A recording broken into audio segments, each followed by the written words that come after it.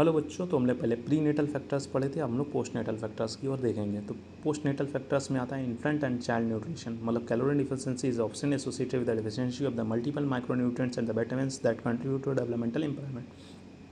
अगर बच्चे के अंदर कैलोरी कैलोरी कम है या उसको सही से माइक्रोन्यूट्रिएंट जो मतलब विटामिन मिनरल्स वगैरह मिलने चाहिए वो नहीं मिल रहे हैं, तो कहीं ना कहीं उसकी ग्रोथ रिटार्ड हो जाएगी। ठीक है। Iron deficiency, brain mail nutrition, delete, poor motor and social emotional development of the child. Iron deficiency की वजह से क्या होता है, उसका दिमाग पूरी तरीके से मैच्योर होने में समय लगता है। मोटर और सोशल, मतलब मोटर क्या होता है, हाथ पैर देर में चलाएगा। ठीक है।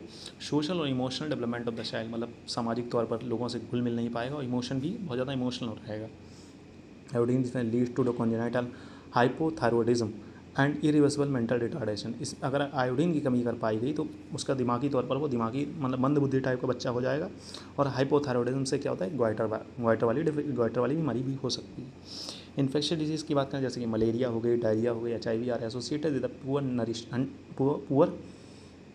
Poor neuro development. ठीक है। अगर किसी बच्चे को मलेरिया, डायरिया या HIV से एसोसिएटेड रहता है तो उसका जो न्यूरो डेवलपमेंट हो, मतलब नर्वस सिस्टम का डेवलपमेंट होता है, वो बहुत ही पुअर होता है।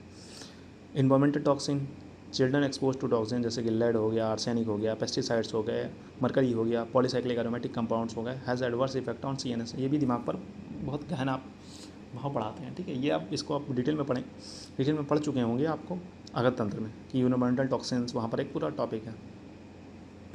Acquired insults to the brain, traumatic infections, internal meningitis, cerebral malaria, other factors, drowning, trauma in a childhood have the permanent adverse effect on the brain development।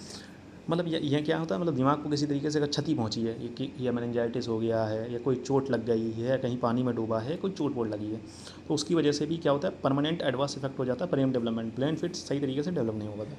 Associated impairment sensory inputs from the eye. देखो अब ये इससे भी बच्चे का development पे कहीं ना कहीं फ़र्क पड़ता है। मतलब बच्चा क्या देख रहा है, घर में लगातार लड़ाई हो रही है, घर का वैसा माहौल है, तो उन बच्चों का भी डेवलपमेंट थोड़ा लेट से होता है, क्योंकि वो जैसा देखता है वैसा ही सीखता है, वैसा ही उसके अंदर शरीर के अंदर भाव उत्पन्न होंगे। ठीक है। ठीक है बच्चों, फिर मिलते हैं नेक्स्ट लेक्चर में। तब तक के लिए हैव अ नाइस डे। पढ़ते हैं, मस्त रहें।